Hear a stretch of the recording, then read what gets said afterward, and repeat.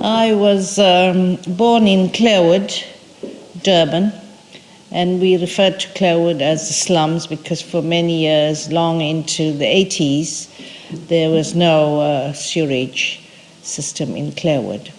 My father was a bus driver, my mother house executive, home executive, call that.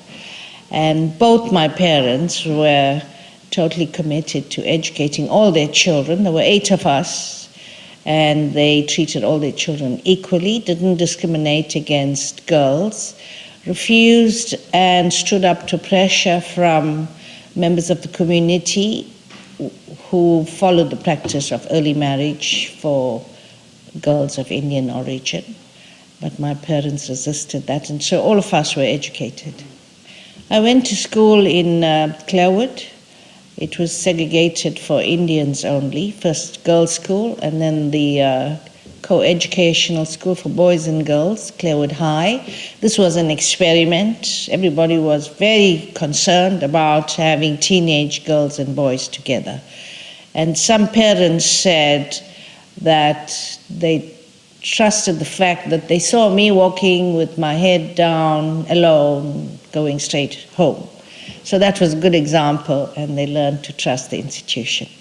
My memories go a long way in Clarewood. I remember when bread was delivered by horse and cart, when the latrine buckets were picked up by the city council trucks driven only by white men because there was job reservation in those days. So these are the factors that influence me and people who grew up in the slums, shall I say.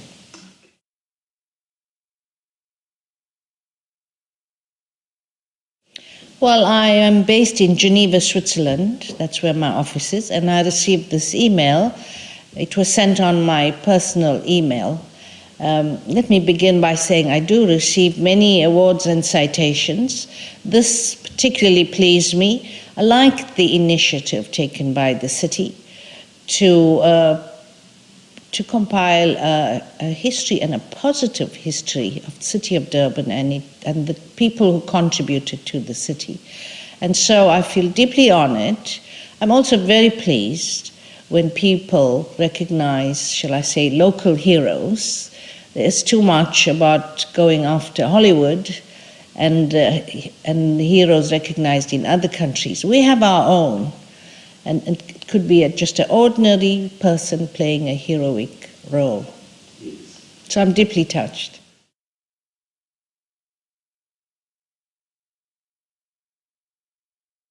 I think it's the community of Clarewood.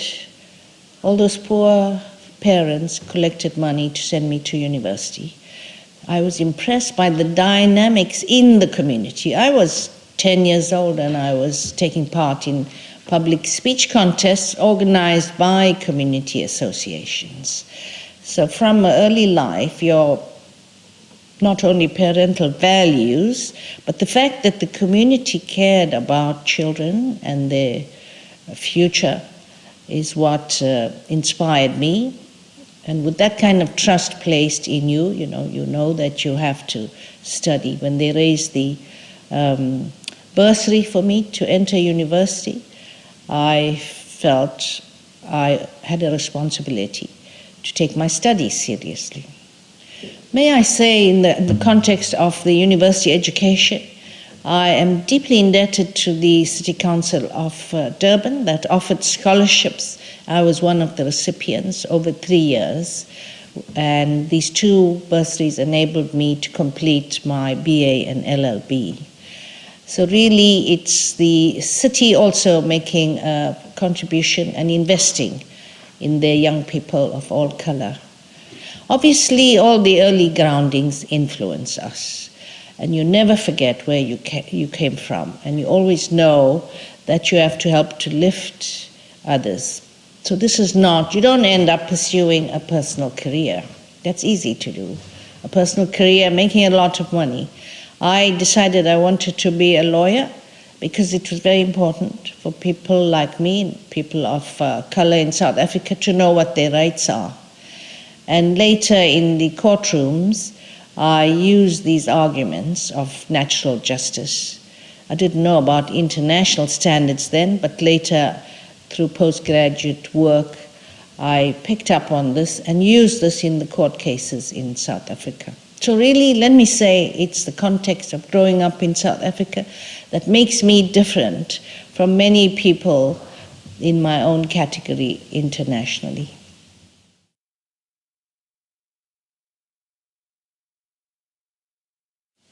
The key challenges faced by society today is poverty, not only here in South Africa, but all over the world. I just come from places like Kazakhstan, Kyrgyzstan, that were former Soviet republics. I'm shocked at the way rural people live in Europe. We always thought that black people were poor, but there are extremely poor people in many parts of the world, particularly in the rural communities and villages. These are some of the issues I raise. So I would say poverty and the delivery of human rights to people. Governments should be accountable. Big banks and institutions should be accountable to ensuring that they protect the rights of ordinary people. The right to health, the right to food, to education, to housing. These are not privileges available only to the few who can afford to pay for them. Everyone is entitled to these rights, and that should be the fundamental of all policies, economic policies, political policies, financial policies.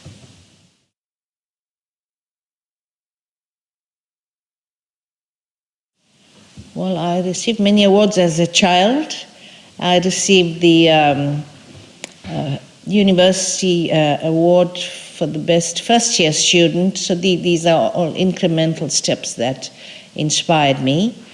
This was in this country, and of course the greatest award, shall I say, for me was when President Nelson Mandela appointed me the first woman of color to act as a judge on the High Court.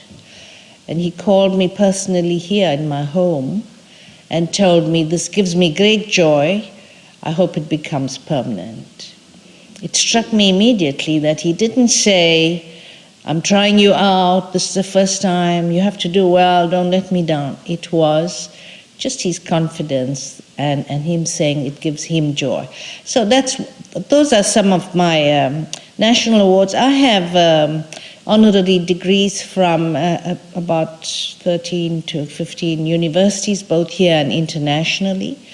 And in May, I was here at the graduation ceremonies in UNISA and Venda, where I received the honorary degrees. And also in June, I received an award from Leuven University in Belgium, which university is a Catholic university, 600 years old, and I'm sure I'm the first black person to be honored there. I've received awards which I really appreciate from the National Black Lawyers Association of here, both in South Africa and the United States. The Outstanding Women of the Year award from the International Bar Association, and in October I'm going to receive an award from the American Bar Association.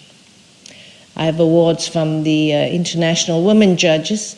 I appreciate these awards because they come from my peers. I respect their opinion and I'm accountable to them.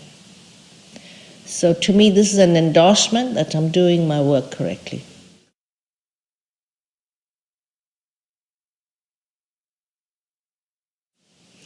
People always ask me about legacy. I think those of us who are busy in the trenches, busy digging in there, we have no time about, legacy and how I'd like to be known. I think it's each day's challenge and meeting that challenge. What my colleagues and all my staff say is that they've never had it so good for human rights. There was always a pushback and resistance to human rights, particularly from governments.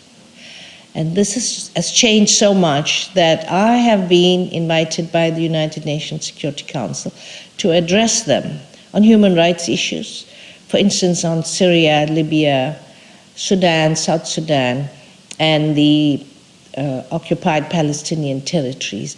These are all special. They only happen during my tenure, when I've been asked to address the Security Council and the UN General Assembly. So that's meeting the daily challenge of putting human rights on the block. To most of us, ordinary people, it seems to make sense. Why wouldn't you respect human rights? But you will be shocked how practices all over the world harm rather than assist people.